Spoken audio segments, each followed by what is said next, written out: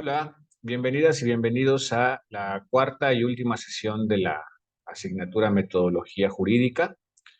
El día de hoy vamos a hablar sobre unos temas bastante sencillos, bueno, sencillos de explorar en una primera mirada, pero son bastante profundos y en realidad forman parte de este gran grupo de la filosofía del derecho que se va construyendo poco a poco y que incluso no podríamos decir que ha llegado a acuerdos completos, ¿no?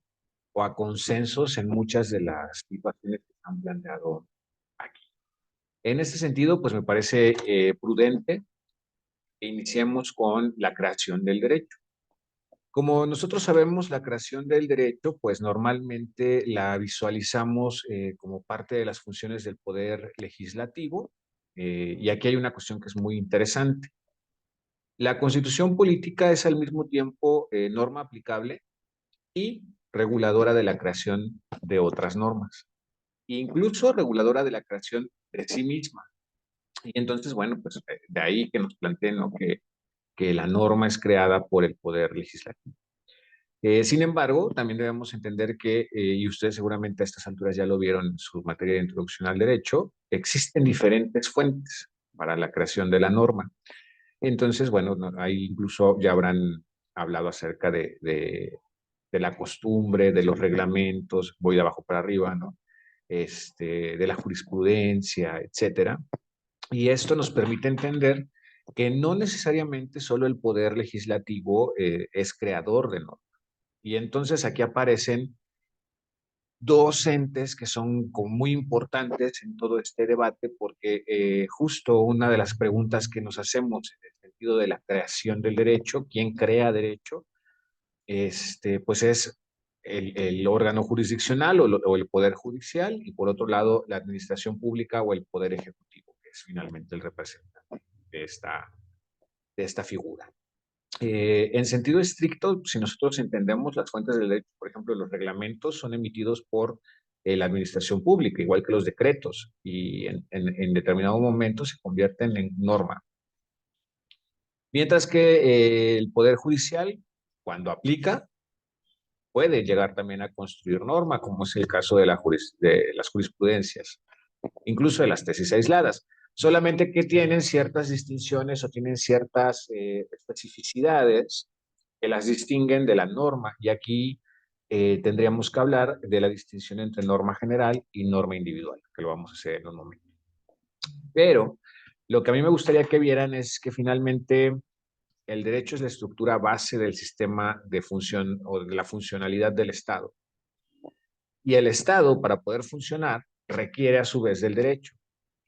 En todo esto hay un actor, y lo defino así en individual, pero en realidad es un colectivo, que está empujando constantemente al cambio, que está empujando constantemente a la transformación de la norma, y esta es la sociedad. La sociedad, obviamente, a través de los hechos que van aconteciendo dentro del núcleo, o bien solamente con cambios como cambios en los ideales que derivan de la moral, o incluso de las exigencias éticas o axiológicas que se van desarrollando dentro del mismo núcleo, ¿no? Del mismo grupo, mejor dicho. Entonces, bueno, en ese sentido, nosotros podremos entender que la creación del derecho, pues es una cuestión muy discutida. O sea, en realidad nos estamos dando cuenta que se trata de un asunto de gran complejidad. Entonces, la creación del derecho, o en este tema de si es posible crear derecho, pues por otras instituciones, aparece una figura que seguramente van a estar escuchando recurrentemente, las lagunas normativas. La idea básica es que el derecho puede ser creado por otras instituciones, otros poderes, cuando existen lagunas normativas. ¿A qué llamamos nosotros lagunas normativas? Pues en todas aquellas situaciones que no están contempladas en la norma. Y aquí hay que entender algo. La norma, como una expresión escrita, como una oración escrita que está ahí, está expresa en un documento llamado ley o llamado constitución, pues tiene la limitación de esa construcción oral o verbal escrita que realiza el legislador. Entonces, difícilmente el legislador y la legisladora van a poder expresar con toda su amplitud y en todo su nivel el hecho o situación que quieren regular. Vamos, ni siquiera es posible que abarquen en su redacción todos los posibles casos que se pueden presentar. De ahí que muchas veces la gente diga, es que el derecho está creado para que sea aplicado a la conveniencia. No, no es que sea aplicado a la conveniencia. Se crea precisamente con la intención de que quepan más de un caso o más de una situación. Es decir, se crea de forma abstracta o se redacta de manera abstracta. Obviamente aquí nosotros debemos guardar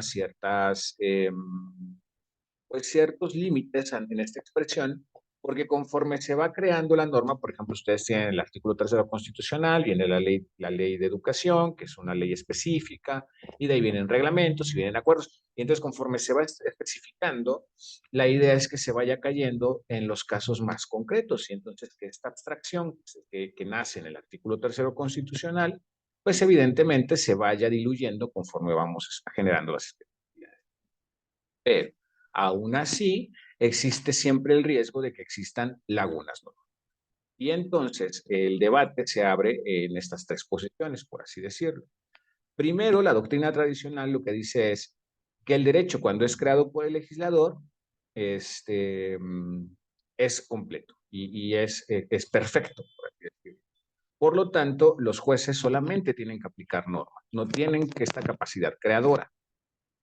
Sin embargo, Kelsen dice que si el derecho se debe entender como el conjunto de todas las normas, entonces los jueces, vamos, en este genérico, ¿no? Una norma general, los jueces lo que hacen es crear derecho, pero derecho de carácter individual. Cuando aplican al caso concreto y realizan su interpretación, están creando derecho específico al caso que están revisando.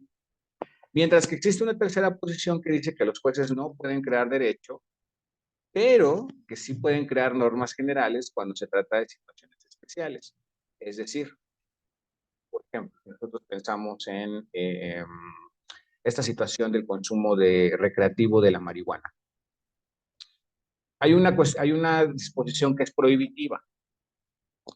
Cuando la Suprema Corte de Justicia realiza la interpretación a un caso concreto y lo permite, en ese justo momento está creando derecho derivado de una norma general a un caso concreto, a una individualidad. Y entonces, bueno, en esta tercera posición, esto sí es posible hacer. Entonces, ¿en dónde está el centro del debate? Si ustedes se dan cuenta, el debate se centra en dos preguntas que son fundamentales. Primero, ¿qué es derecho? Ya por ahí veíamos que Kelsen dice que es el conjunto de todas las normas. Hay quienes dicen que no, que el derecho simplemente es como estas atribuciones que nosotros tenemos para demandar, ¿no? Etcétera. Diferentes posiciones. La pregunta sigue abierta. ¿Qué es derecho? Y luego, ¿qué significa crear derecho? Habrá quien diga que no, que para que sea un derecho creado, tiene que pasar forzosamente por el proceso legislativo. Mientras que si lo que tomamos en cuenta es el valor de la regulación conductual, moral, etcétera, pues entonces puede ser aplicado o creado, mejor dicho, por otras instituciones de poder. Sin embargo, reitero, estas son las preguntas que están al centro del debate, porque estas son las preguntas que tendríamos que respondernos para poder establecer quién crea derecho o quiénes pueden tener esta capacidad de crear derecho. Y entonces aquí entra esta cuestión, o se complementa este debate con esta cuestión sobre las normas generales y las normas individuales. Fíjense, existe una lógica básica detrás de todo esto. Nosotros tenemos tres elementos. La norma. Y la norma, cuando la entendemos en su sentido más general, como una expresión que ordena, prohíbe o permite alguna conducta o acción, la debemos entender siempre vinculada a un caso. A ver si logro explicar esto con mayor detalle. Las normas están ahí, están escritas. Y estas normas escritas normalmente se utilizan para alguna de estas tres acciones: ordenar, prohibir o permitir. ¿Sobre qué son aplicadas? Sobre conductas. Porque lo que queremos normalmente con el derecho es regular conductas. Las normas se utilizan, valga la redundancia, para normar conductas de carácter social. O bien, incluso para regular conductas de carácter político. Y cuando me refiero a político, me refiero a las conductas del Estado.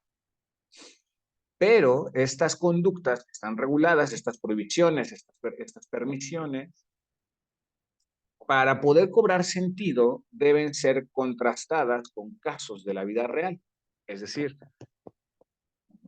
yo como sé que se requiere tener una figura que se llama matrimonio, si antes no hay gente que requiere vincularse formalmente y con reconocimiento público a través de una unión. Y aquí es como el asunto del huevo o la gallina, que es primero la norma o el hecho, ¿no? Pueden ser ambas. Ya sea que yo quiera crear una norma para modificar una conducta que es asumida como normalizada, o ya sea que surja la conducta y que entonces la norma tenga que adaptarse para regularla. Por ejemplo, en su momento, no sé, por ejemplo, el matrimonio, otra vez, ¿no? El matrimonio homoparental ni siquiera era considerado. Cuando apareció gente que quería vincularse formalmente y públicamente, legalmente, en una relación conyugal, dos personas del mismo sexo, fue que entonces surgió la necesidad de que la norma se adaptara. Pero, por ejemplo, ahora con la ley antitabaco, una conducta normalizada como es el consumir tabaco, quiere ser modificada para que se reduzcan los índices de daño a la salud, porque obviamente es un asunto de salud pública, de cuesta dinero al Estado. Y entonces lo que hago es crear o modificar la norma para que la conducta cambie. Y entonces ambas vías son posibles. En este caso, lo que nosotros estaríamos generando de este contraste entre norma y caso, pues es una solución. Y entonces esta solución son las aplicaciones que se hacen específicamente sobre estos actos o omisiones que los individuos llevan a cabo. Es decir, yo ya tengo una ley antitabaco y aún así tú fumas en un espacio público, entonces te vas a hacer merecedora de una sanción. La determinación de la sanción es la solución. ¿Qué es lo que nosotros podemos ver?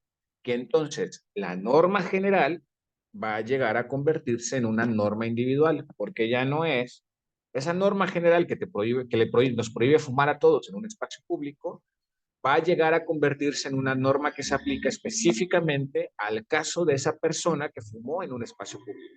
Y entonces nosotros aquí podemos ver la distinción entre las normas generales y las normas individuales. Normalmente lo que asumimos que hace, por ejemplo, el Poder Judicial o el Poder Ejecutivo son normas individuales. Mientras que el Poder Legislativo lo que hace son normas generales. Y entonces nosotros ya aquí podemos empezar a ver la distinción entre estas dos, ¿no? Que son como la base. Y podemos empezar a observar entonces que sí existe la posibilidad de que exista más de un creador de la norma, ¿no? Y que la creación de la norma puede venir de diferentes fuentes, no necesariamente solo de la labor legislativa. Y entonces, a partir de esto, lo que nosotros hacemos es cuestionarnos específicamente sobre la labor normativa. Es decir, por ejemplo, Kelsen lo que dice es que el derecho está completo y que por lo tanto no existe la posibilidad de que existan lagunas. ¿Qué significa esto de que está completo? Para Kelsen, el derecho, una vez que es creado, como es creado de esta forma genérica, cualquier hecho y cualquier situación puede ser contrastado con esa norma genérica. No requiere ser pensado como, o que no existe en realidad una laguna, porque todo se trata del proceso de interpretación que realizan los juzgadores. Manero, por otra parte, dice que las lagunas normativas existen, pero que para eso están los jueces, eh, pues porque ellos no están impedidos de resolver. O sea, finalmente asume que existen las lagunas normativas, pero los jueces están dotados de potestad para subsanar esas lagunas. Por lo tanto, pues no se requiere estar creando derecho nuevo, porque los jueces al final pueden aplicar por medio del proceso de raciocinio jurídico. Y entonces, bueno, la diferencia entre Kelsen y Manero es que Kelsen dice las lagunas no existen. Mientras que Manero dice, bueno, sí existen, pero son los jueces los que las tienen que subsanar. Mientras que el sistema normativo, que es un enfoque del derecho anglosajón, lo que dice es que pueden o no pueden existir, pero que esta es una cuestión contingente y que además es una situación empírica, porque en realidad es lo que decíamos. Como los legisladores no pueden conocer todos los hechos que se puedan presentar frente a una misma situación, entonces no va a estar contemplado todo o todas las posibilidades. Pero el que se dé o no se dé la laguna, pues es contingente, realmente tiene solución. Y entonces, bueno, aquí lo que nosotros, para efectos de esta clase, lo que nosotros asumimos es que sí existe la posibilidad o la capacidad del Poder Judicial para crear derecho. Y entonces lo que el Poder Judicial hace es crear la norma desde la aplicación de la norma. Y entonces lo que hace es tomar las lagunas normativas y axiológicas, ya no solamente las normativas, también aquellas axiológicas que no fueron contempladas por el legislador, porque, a ver, también esto es importante, recuerden, el legislador cuando crea la norma lo que está haciendo es contemplar un valor, el respeto, el honor, etcétera. Esa conducta que se está regulando está siendo regulada de la forma en la que se está regulando porque se considera axiológicamente valioso que sea así. Yo prohíbo fumar no solamente porque a mí no me gusta el cigarro, prohíbo fumar porque se considera una situación de valor de valor social, vamos. Entonces, cuando estos valores no son contemplados o no son contemplados de manera completa o integral, también se presenta una laguna, pero esta laguna tiene otro carácter, que es un carácter axiológico. Y entonces el Poder Judicial tiene la potestad para subsanar tanto la laguna normativa como la laguna axiológica. Por otro lado, también es importante decir que hay ocasiones en las que las normas entran en conflicto entre sí. Por ejemplo, el legislador de repente puede decir, a ver, aquí en México, los estudios de preparatoria se validan a través de un certificado, pero resulta que en Estados Unidos se validan a través de un diploma. Y entonces una persona de Estados Unidos quiere venir a vivir a México, pero en México obviamente la norma dicta otra cosa con relación a sus estudios. Y entonces aquí lo que vemos es un conflicto de dos normas en carácter internacional. Este mismo tipo de conflictos con dos normas que se contraponen, que se contunden, también se pueden presentar en el sistema nacional. Es decir, puede haber diferencias, por ejemplo, entre la norma de Veracruz y la norma de Chiapas. Y entonces, evidentemente, recuerden que las normas son creadas también por los congresos locales, entonces no necesariamente están armonizadas en todo el estado. Entonces, cuando se presentan ese tipo de casos de conflictos de normas, el Poder Judicial también crea normas. Y entonces digamos que estas son como las tres razones que nosotros damos para poder argumentar que el Poder Judicial sí crea normas. Por otro lado, y este es un tema interesantísimo porque aquí interviene más bien una cuestión de carácter de ideologías. Si el derecho se está transformando constantemente y asumimos que se está transformando constantemente porque la sociedad cambia, porque el tiempo cambia, porque los legisladores cambian, porque todos los hechos mismos que se van presentando cambian en matices y en posibilidades, tendríamos que entender que también las ideologías con las que se interpreta cambian.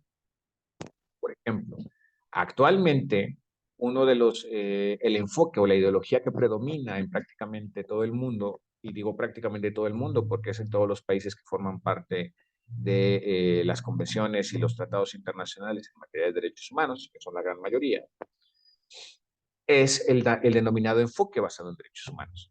Y entonces este enfoque basado en derechos humanos lo que hace es establecer una serie de criterios que de alguna manera sujetan a los estados a crear, a aplicar e interpretar las normas basadas o con base en los derechos humanos. Y entonces este enfoque, en principio, lo que dice es, cualquier actuación de estas tres que realice el Estado tiene que estar pensada para eliminar desigualdades, cerrar posibilidades o eliminar posibilidades de vulneración o revictimización y eliminar la segregación de grupos históricamente vulnerables. ¿Por qué? Porque el enfoque en derechos humanos lo que está haciendo es intentar poner el foco en la dignidad humana. Y entonces asume que existen grupos de personas que históricamente han tenido menor cantidad de oportunidades y por lo tanto su dignidad ha sido menoscabada. Así, por ejemplo, hay leyes que son creadas y que profundizan esas desigualdades. Estas leyes sujetan, evidentemente, la acción del Estado por medio de la administración. Entonces, como el Estado no puede hacer nada que no esté establecido en la norma, y a esto me refiero, en el hacer algo me refiero a la política pública, entonces, si la norma no contempla, por ejemplo, el apoyo a grupos indígenas, el Estado no puede hacer. Y entonces podemos ver cómo uno afecta al otro y en consecuencia profundiza las brechas de desigualdad e inequidad hacia estos grupos. Entonces, el enfoque basado en derechos humanos lo que hace es modificar completamente la manera en la que se interpreta, aplica la norma y por lo tanto en la que se crea la norma. Digo, ahí que quepan posibilidades, por ejemplo, como el derecho a decidir sobre el propio cuerpo, a la identidad, al cambio de sexo genérico en los documentos oficiales, etcétera. Un montón de cuestiones más, ¿no? Y obviamente las resoluciones o las creaciones de derecho individual que realiza el Poder Judicial, pues también se ven modificadas, se ven influenciadas por estas formas de pensar ahora el derecho. Y entonces esto nos da también cabida para hablar de esta cuestión, de esta otra cuestión que es la enseñanza del derecho, porque una vez que es creado, pues entonces ahora hay que enseñarlo, que es un poco lo que nosotros hacemos desde la universidad. Cuando me refiero a la universidad, me refiero a todas las universidades, ¿no? Y aquí me pareció, este texto me pareció muy interesante porque nos da un poco pie para hablar acerca de esto que es la enseñanza del derecho. Me voy a permitir leerlo. Hablar del proceso de enseñanza-aprendizaje es aludir a un proceso por experiencia humano, un proceso en donde se ven involucrados dialécticamente tres elementos, a saber, docentes, sujeto o sujetos motivados, que son los alumnos, y contenido de la enseñanza o contenido del aprendizaje. Evidentemente, enseñar derecho es una praxis social y luego es una acción de carácter humano. ¿Por qué? Porque para que esto se pueda dar se requiere la interacción e interrelación de dos agentes, perdón por la redundancia, pero humanos, los profesores y las profesoras y los alumnos y las alumnas. Y ahí, en el intermedio de esta interacción, es que se encuentra la pregunta de qué se va a enseñar y qué se va a aprender. Ahora, ojo, si ustedes ya me han venido prestando atención, habrán visto que si el derecho se está transformando, esto no es una tarea sencilla. Por lo tanto, la enseñanza del derecho hoy se ha ido moviendo hacia una mirada de carácter complejo. Y entonces, ¿qué es lo que tendremos que estar enseñando y qué es lo que tendremos que estar aprendiendo? Pues de entrada, que existe una relación y una interacción entre los actores del proceso educativo que es compleja. Creo que esto es algo que se notó mucho en el contexto de pandemia. El hecho de entrar a nuestros hogares, es decir, yo podía entrar a una clase virtual y entonces cuando yo prendía mi cámara, ustedes estudiantes entraban a mi espacio y yo entraba al suyo y nos dábamos cuenta de situaciones e interacciones que no son las comunes en un aula, porque ahí nos aislamos de todo lo demás, nos aislamos de mostrar en nuestros espacios, nos aislamos de mostrar a la gente que pasa detrás de nosotros, nos aislamos de mostrar todo ese tipo de situaciones. Y entonces esto nos da cabida a entender cómo docentes y alumnos estamos en constante interacción y constante interrelación, y estas se van transformando y van exigiendo nuevas formas de comunicarnos. Y esto es muy interesante porque al final la enseñanza-aprendizaje es un ejercicio de comunicación. Luego, entender que los conocimientos que se aprende y que se enseña, los conocimientos también son complejos. Ustedes ya habrán visto, por ejemplo, entender que los ideales desde donde se crea, interpreta y aplica la norma se transforma, igual que se transforman los hechos, igual que se transforma la gente, igual que se transforman los valores, etcétera, es algo que se tendría que estar aprendiendo, sobre todo en un contexto que es cada vez más acelerado y que está exigiendo cada vez mayor capacidad para cambiar y adaptarse. También entender que el abogado, por ejemplo, no solamente es el abogado litigante. Existen otras formas de operar al derecho y desde otras, pues desde otras esquinas, desde donde también se entiende y se ejercita. Y a partir de esto, se vuelve mucho más complejo cómo se va creando, cómo se va interpretando y cómo se va aplicando el derecho. Y obviamente esto nos lleva a entender que los procesos de construcción del derecho, su aplicación y su interpretación, pues pueden ser cada vez más diversos y que están sujetos a cada vez más fuentes y que tienen cada vez más formas de repensarse. Y aquí es la importancia de poder aplicar constantemente la metodología jurídica para estar justo repensando estos conocimientos, estos conocimientos jurídicos y estos procesos de creación de la norma. Luego tendremos que asumir que también la manera en la que nos estamos acercando a la realidad, y con esto me refiero a la manera en la que nosotros estamos conociendo la realidad, es cada vez más diversa. Primero, tenemos que entender que el tiempo en el que estamos es diferente. Los autores la han denominado posmodernidad. Hay algunos que están de acuerdo, hay otros que dicen que esto no existe, pero creo que explica muy bien cuáles son los valores que están moviendo hoy a los colectivos. La posmodernidad se caracteriza principalmente por la emancipación, por la diversidad y por la tecnologización. Bastante descriptivo de nuestra realidad, o por lo menos de lo que vivimos día a día. Y obviamente estos son factores que impactan en el derecho. Hoy ya no estamos pensando, por ejemplo, en normas que beneficien a ciertos grupos, sino que se exige que las normas piensen en estas diversidades y que piensen en estos otros grupos que han sido invisibilizados históricamente y, por lo tanto, vulnerados. En este sentido, las tecnologías de la información y la globalización, pues obviamente han ayudado para repensar y comprender de una manera distinta estas realidades. Nosotros, por ejemplo, hoy podemos saber qué está pasando en China en tiempo real, vamos, ¿no? Entonces, esto nos permite ver que la tecnología ha eliminado las barreras espaciotemporales. Y entonces, la globalización, por ejemplo, si la tecnología ha eliminado las barreras espaciotemporales de manera virtual, la globalización las ha borrado de manera física. Y entonces hoy es más fácil, es más factible pensar en que existen sociedades mundiales y ya no solamente sociedades de carácter muy específico y con apego territorial. Todo esto en conjunto, evidentemente, lo que está haciendo es modificar los hechos sociales. Hechos sociales que podrían ser como pensar en un robo cotidiano antes y que era lo que se contemplaba en la norma. Hoy tenemos que discutir, por ejemplo, acerca de si los menores de edad al descubrirse transgénero tienen o no el derecho de transitar a otro sexo, ¿no? Interesante. Son preguntas muy interesantes que nos estamos haciendo en estos nuevos contextos. Y por supuesto, que tienen que impulsar la creación de nuevo sentido, pues enseñar y aprender son dos acciones que exigen una nueva forma de abordar el derecho, que exigen que se transmita nuevas maneras de comprenderlo a la norma, su creación, aplicación e interpretación. Y bien, con esto estaríamos cerrando este curso, que espero que les haya sido bastante interesante y de gran utilidad a todas y todos ustedes. Y pues sin más, me despido esperando verles muy pronto.